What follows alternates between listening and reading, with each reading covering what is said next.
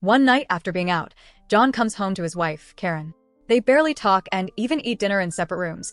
It's clear their marriage is falling apart. Later, they sit together to watch the news, learning about a rapidly spreading infection. John dismisses it as a ploy by pharmaceutical companies to make money, even blaming them for creating the virus, but Karen ignores his theories. The next day, John is startled by a plane flying unusually low. It tears a hole through their roof before crashing nearby. Outside, he finds the wreckage burning against a nearby building.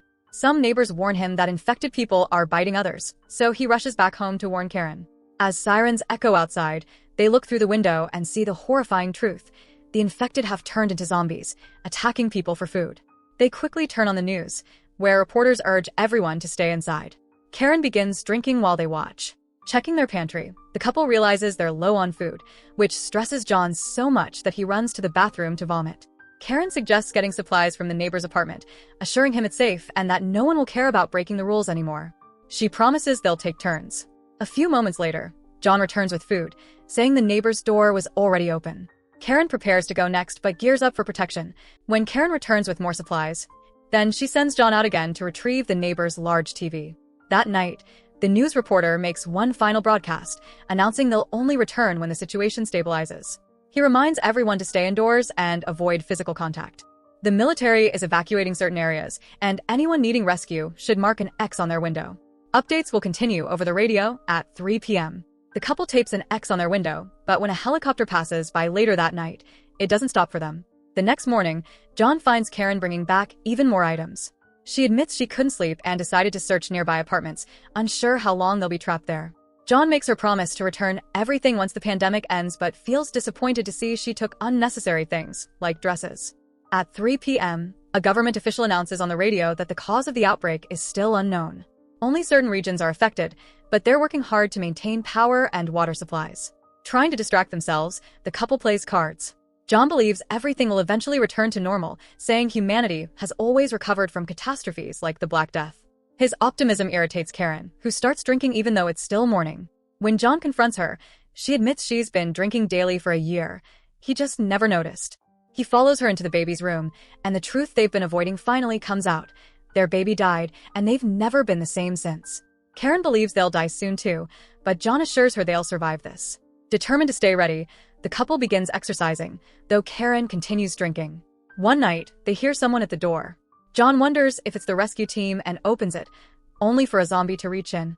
The couple barely manages to shut the door and block it again. Later that afternoon, the radio reports that a scientist is working to isolate the virus and develop a vaccine. The ongoing uncertainty and isolation take a toll, pushing the couple to start smoking to calm their nerves. When regular cigarettes no longer help, Karen reveals something stronger, a stash she stole from the evidence locker. John panics, but eventually gives in after she mocks him for being a coward. She proudly shows him the collection of illegal substances and even a gun she took. Karen admits that the last few times they were intimate, she had secretly slipped drugs into his muffins. Shocked yet curious, John decides to experiment with her. That night, the couple spends their time drinking, watching movies, and losing themselves in a haze of intoxication as the chaos outside continues to spread. The next morning, Karen wakes up startled by a loud gunshot and the sound of something breaking. She rushes out to find that John has been practicing with a gun and accidentally shattered a bowl her mother had given her.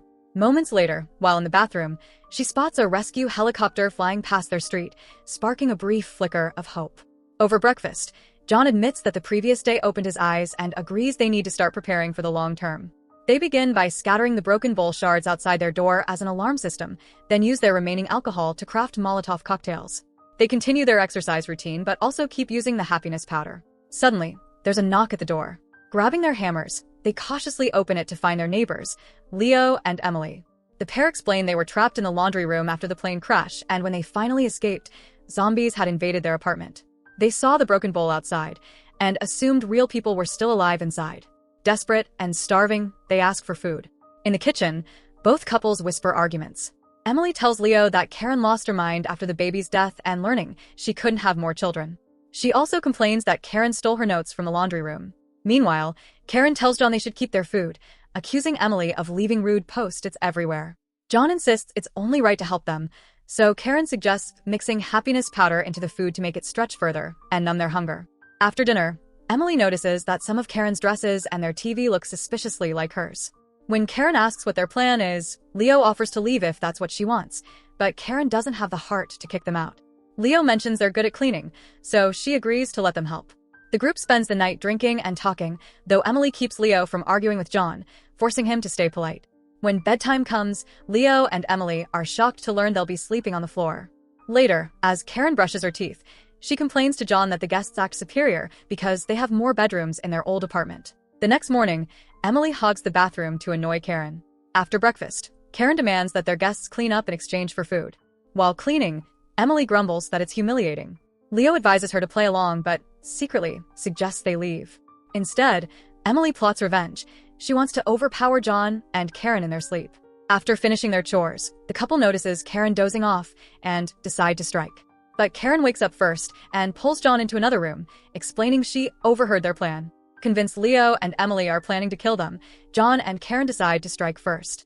Karen bakes cookies laced with illegal substances, intending only to scare them, but she accidentally adds too much. Leo and Emily eat too many and die on the couch. Horrified by what they've done, John and Karen take more happy powder to calm down. Moments later, they hear noises and realize Leo and Emily are reanimating. The couple quickly grabs their gun, and Karen shoots them both. They drag the bodies into the neighboring apartment and spend the rest of the day taking stimulants to stay awake, then sedatives to finally sleep. That night, they rest so deeply they don't hear a rescue helicopter broadcasting instructions for survivors to turn on their lights. The next morning, Karen tells John that if today is her last day, she wants to spend it being herself. They take more stimulants, make out passionately, and later, while showering, Karen confides that she wants to adopt a child when all this is over. John agrees, and the two admit they've never stopped loving each other. They go on a small date, watching a romantic movie together. John opens up, confessing he buried himself in work after their baby's death, but the pandemic has made him realize what truly matters. Just as they're about to get intimate again, a knock echoes at the door. A voice claims to be the rescue team. Karen opens it, only for 3 armed bandits to burst in. They knock her down and threaten John, demanding valuables while their leader drags Karen to the bedroom.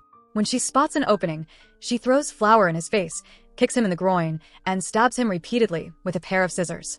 Hearing the commotion, the other 2 rush in, but before they can touch her, John appears with the gun and kills them both. After dragging the bodies away, the couple shares a drink to calm their nerves. Then, they hear another voice, the real rescue team. They rush to the window, waving frantically, but it's too late. The helicopters have already moved on. Panic sets in as Karen realizes their food supply is running low. John promises they'll rest and come up with a plan tomorrow. Later that night, Karen wakes to find him sharpening weapons and replacing flashlight batteries. They suit up, exchange a kiss, and prepare to fight their way out. As soon as they open the door, they're overwhelmed by a hallway full of zombies. They retreat and barricade themselves inside once more. After things calm down, Karen tearfully admits she's been bitten on the leg. John comforts her, insisting she might not turn if she stays strong. He reminds her that big pharmaceutical companies will soon be racing to make a vaccine anyway. That night, Karen realizes she no longer enjoys wine and begins to feel a strange, uncontrollable hunger. When she tries to leave, John stops her, so he cuts his hand and pours his blood into a glass. Karen drinks it eagerly, feeling relief. But when she warns that he can't keep doing this forever, John insists it's his choice and that they just have to wait for help. Later, Karen showers and contemplates ending her life, but can't bring herself to do it. John brings her another glass of blood, and she drinks it desperately. That night, they make love for the first time without any substances or distractions. The next morning, John wakes to find her gone. In the bathroom, he discovers a note. Karen thanks him for giving her a beautiful life, but admits she's been dreaming of turning into a monster. She asks him to end it, and tells him to find her in the baby's room. When John enters, he finds Karen chained to the wall, half transformed, with a sign hanging from her neck that reads, "Love me. Kill me." Overcome with grief, John talks to her one last time about the future he imagined for them. After drinking heavily, he picks up the gun and prepares to pull the trigger.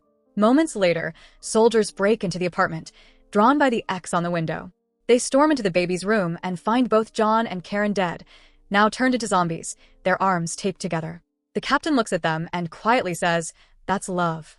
Another soldier reads out the new law. Zombies are no longer considered citizens, and for the sake of peace, they must be executed.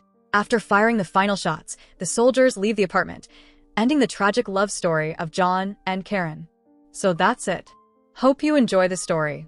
Subscribe and press the bell icon for more videos.